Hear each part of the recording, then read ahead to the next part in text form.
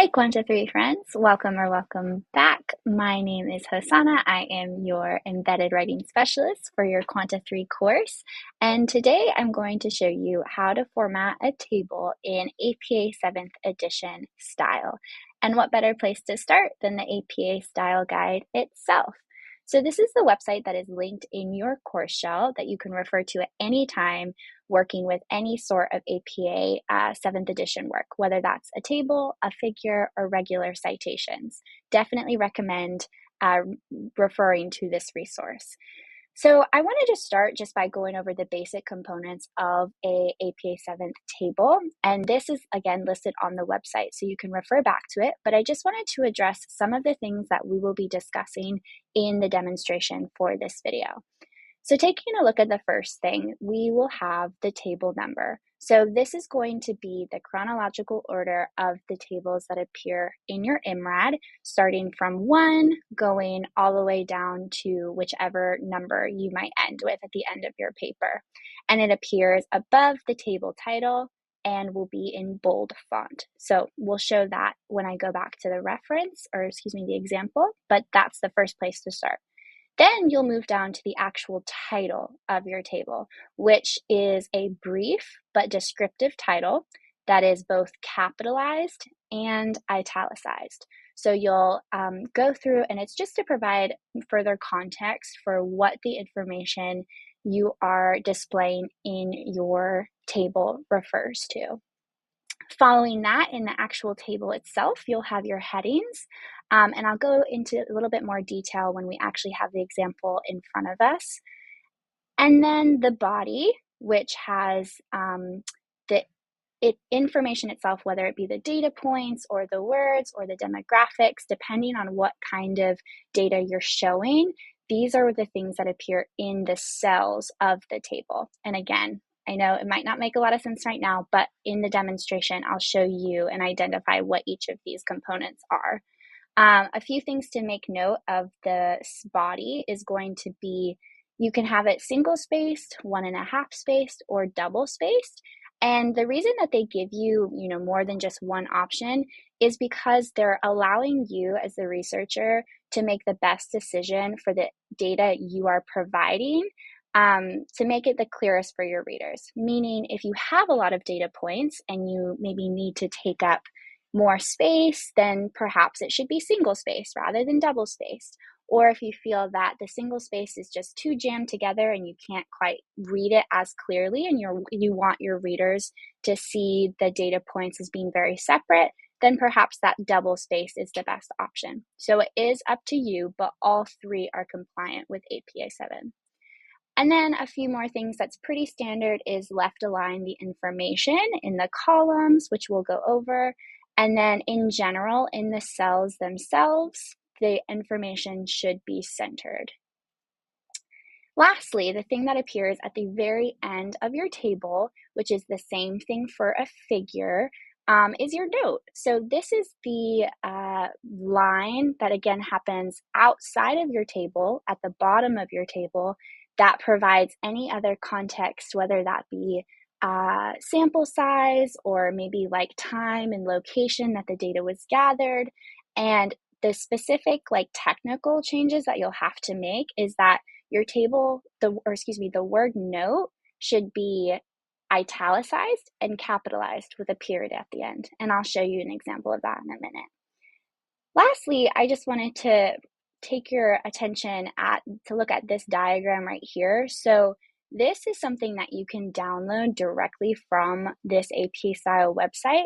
It's something that I have downloaded on my computer just as an image. It's something that I refer to very frequently because it's a lot of information that you're not expected to memorize. And it just goes over all of those components that I quickly went over, but in more detail, and actually points out what each component looks like, what it means, and where you can find it. So I highly recommend downloading this resource to have with you as you create your own tables. Great. Let's go ahead and take a look at the example that I have for you today. So I went over to Google Docs and I have my information here. This is the table one that we will be recreating today. And I wanted to show you the finished result first so that you can see what we're working toward. And then we'll break it down into step-by-step process so that you know how to create this table. So this is a APA 7th edition compliant, fully compliant table, and you can see some of our components are already present. We have our bolded table 1, which is the table number.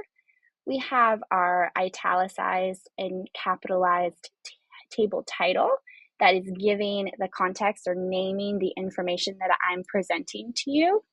We have our headings, which this is classifying 2 different courses of the data points that I have, the number of visits. We have the actual data points in our cells that are centered or left aligned in these columns here. And then lastly, we have our note, which for this one is distinguishing what I mean by success, my sample size, and then having it be, again, italicized, capitalized with the period at the end. So every technical detail counts in order to make it compliant with APA 7. That's why I'm being very specific about these small details, even down to a period. So we really want to make sure we're making these decisions in our own tables. In the table I created for the example today, I wanted to give you all some context. I pulled real data from our Writing Center survey that we gather and present each semester. So originally I thought that I would want to present the trend that more visits a student has at the Writing Center would result in greater success in their ENC courses. But then when I had the data points in front of me, I decided that the trend I was most interested in was the difference between an ENC student never coming to the Writing Center versus them coming any number of times. So these are the classes I had originally, but again, for my readers' clarity and for the purposes of the data point or the trend I wanted to show, I decided to keep the data points that referred specifically to the trend that I was interested in. But I wanted to provide this context for you here since you will be working with classes for your own IMRAD project. So to create your table, you're just going to put your cursor anywhere on the blank page of your Google Doc, and that'll be the first step. Then you'll want to know how many rows and columns your table will require because we're going to need that information later moving on. So I know that I have 1, 2, 3, 4 rows and 1, 2, 3, 4, 5 columns to display the data that I have for us today. So I'm going to go up to Insert. You're going to scroll down to Table, and you can see here it's asking for that grid count. So I have 4 rows and 5 columns, like this. So it'll be 5 by 4. And then you just select, and you'll see we have the perfect amount for the data points that we have today. Now we're going to have to make some changes. So once you've created the actual table, you can see it's pretty flexible. And this is something that I love about Google Docs, because before I get rid of any lines, which I'll show you how to do in a minute, I'm going to just move my vertical lines to fit within the confinement of the data point that I want to present. So this is something that is really easy to do. You can make it flexible and it will change depending on how you want to present your data. But if any way that you want to do it, how you accomplish that is through clicking and dragging the lines. You can do it with the vertical lines and you can do it with the horizontal lines as well to create some more space for visual clarity for your reader. Now, in order to eliminate any sort of vertical lines, I'm going to go back to this table just for the sake of time so that I'm not wasting your time just showing you how to plug in the numbers, is clicking again on these lines. You can see it highlights it in blue. What you're going to do from here is go up to this border width in the left-hand corner of your toolbar. You're going to select that. You can see that the default is on the 1 point width of that border. And in order to delete it all together, you're going to go from 1 to 0. And you'll see what happens when I do that. It erases the appearance of that line. The format itself is actually still there, but the appearance of it is 0, which is what we want. We do not want to see any vertical lines. So all I'm going to do is repeat that process with every vertical line in my table, like so. And then you can kind of see once you get that, it's easy, but it's tedious just because it takes time to select each particular line, but it's just a repetitive process. And once you do it, you don't have to do it again. The last thing that I want to show you for actually manipulating the inside of your tables is how to merge cells.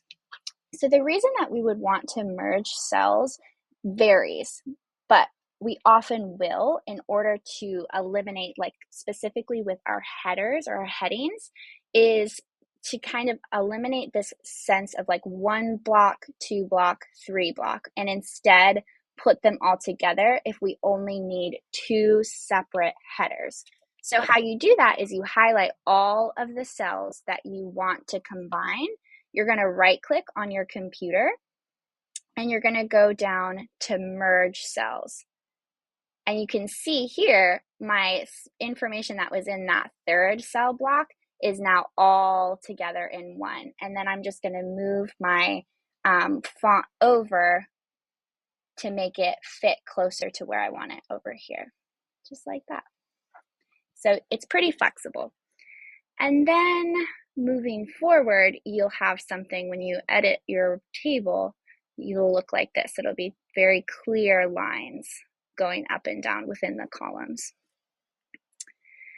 And once you have your table, it should look like something like this. So the only horizontal lines that you'll have will not be between your data points. It will only be between the headings and the top line and bottom line to look like this. So the same way that you eliminate the vertical lines by hitting that border width, you're going to do the same thing with these horizontal lines.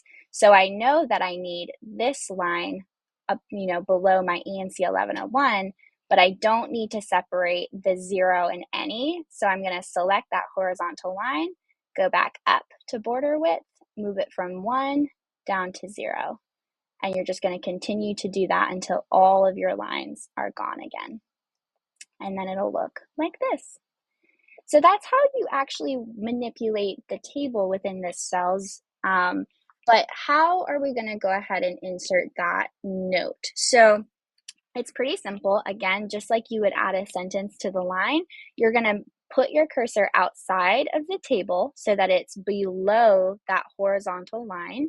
And you're going to insert your note with that capital italicized letter, the N, and then the period following that.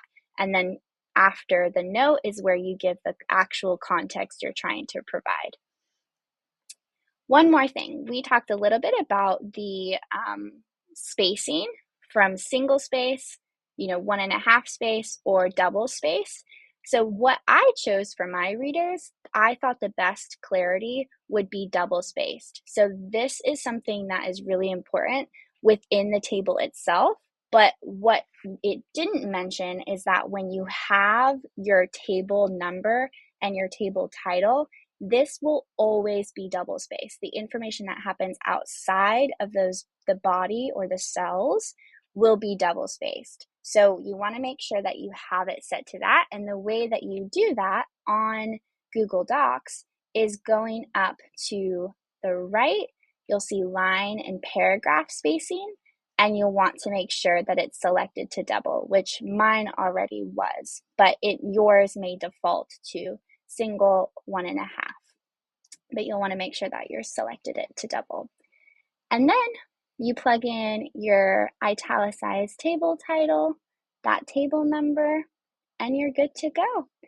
So I hope that this was a helpful video for you and that you'll definitely go back and refer to that diagram I showed you from the APA 7th Style Guide website.